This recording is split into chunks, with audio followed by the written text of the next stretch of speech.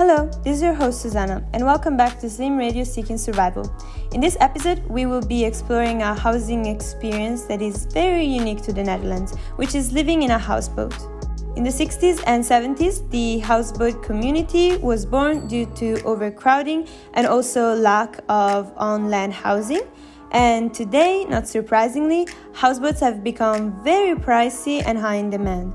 While many of them resemble regular boats, these houses actually need to be anchored to a specific address, and the owners need a permit called Lipklats that is very hard to get. With all that being said, let's give the floor to Alberto, an Italian student that has been living here in Amsterdam in a beautiful houseboat.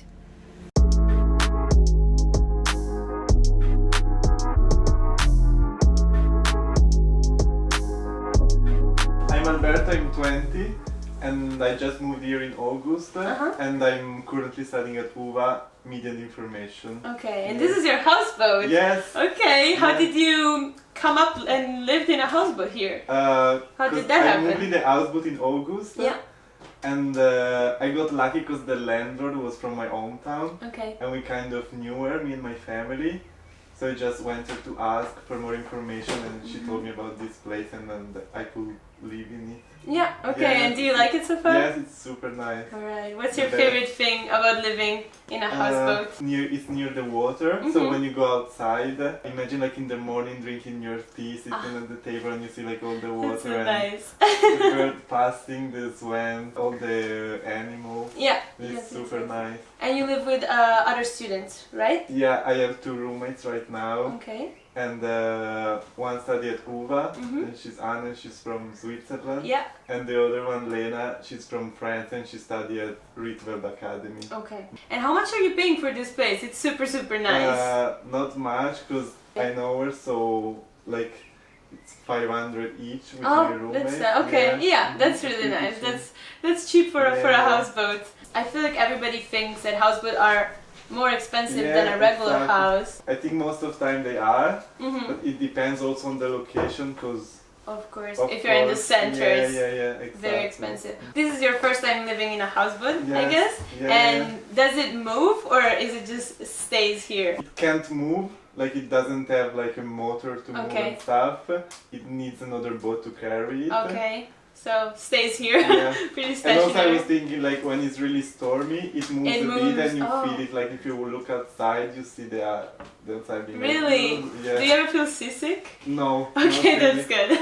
But it does move. Yeah, but you don't really see it, if you look outside you don't really feel it. Feel it, okay. No. Okay, did you imagine like coming to Amsterdam and live in a boat for like your first year? That sounds kind of cool. I didn't picture myself doing this because I didn't even know houseboats were a thing before I knew about this.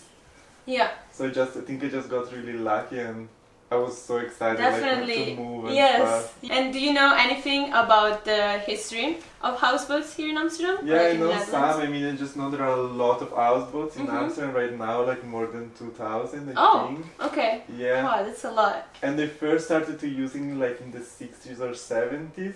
Yeah. But just because there was not enough space like in apartments. Right. So people moved to the canals. And they like took old boats and renewed them and lived in them. But I feel like now it's become like really popular and modern to live, like more fancy in a fancy way. So everyone was houseboat. I'll move to a houseboat. Okay. Exactly. What are some pro and cons of living in a houseboat? Okay. What would you say? I think the pro is like it's super pretty. Yeah. And like when it's sunny, we also have the roof that is super big. Like you can go upstairs. Oh, nice. And we can just when it's sunny, we just put chairs and the cloth and we just have dinner up there or aperitif. Okay, yeah. And it's also I also really like to live like near the water and see all the people passing the boats and the animals. Definitely. We don't have really like neighbors, so the noise, I didn't think the noise is not a problem if we make like a small party or something. That's nice. And the cons, I mean it's not too small, but sometimes when I see like super nice apartments, I'm like, oh that's so nice. It just looks more stable sometimes. because it's just a boat, and it always have the feeling of, oh, it might just sink. But it's not I mean, I hope it doesn't. No, but like we saw like a few months ago, a houseboat on the other side down there sank. It didn't. And it was like almost completely under the water. I think because it was just a really old one. Okay. And they had some problem with when the canal froze. Oh. I don't know what happened, and they sank. And also there's a lot of, like during the winter, was a lot of mold. Yeah. Okay. So that's not. I feel that I had it in my house too. Exactly. Not fun. It always comes back all the time.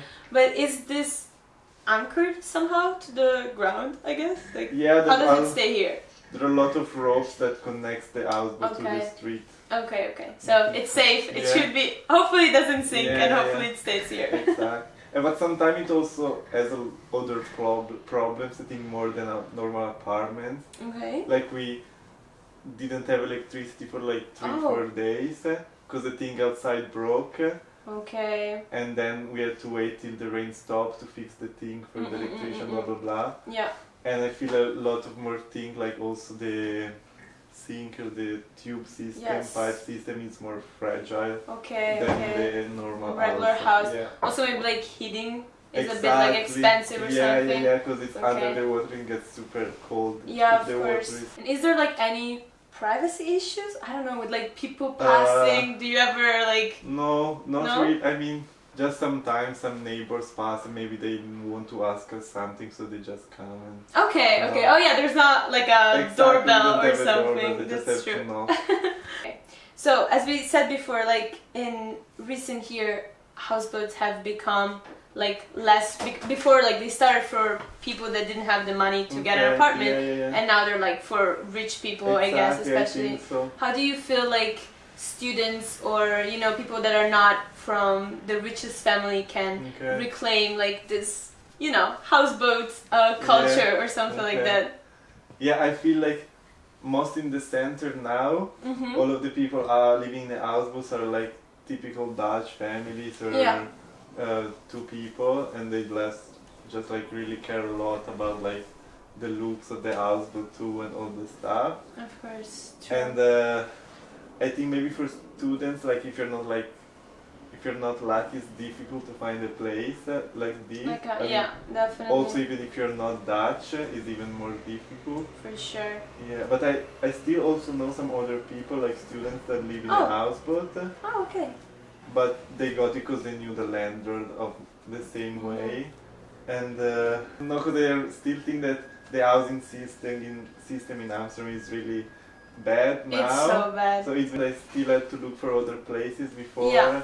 And I also had to come here to look at some places, and it was like just annoying because it's definitely you have to look so much time, spend so much time on it. Alright, then I think we're done. Okay. Thank you so much for having us, and yes.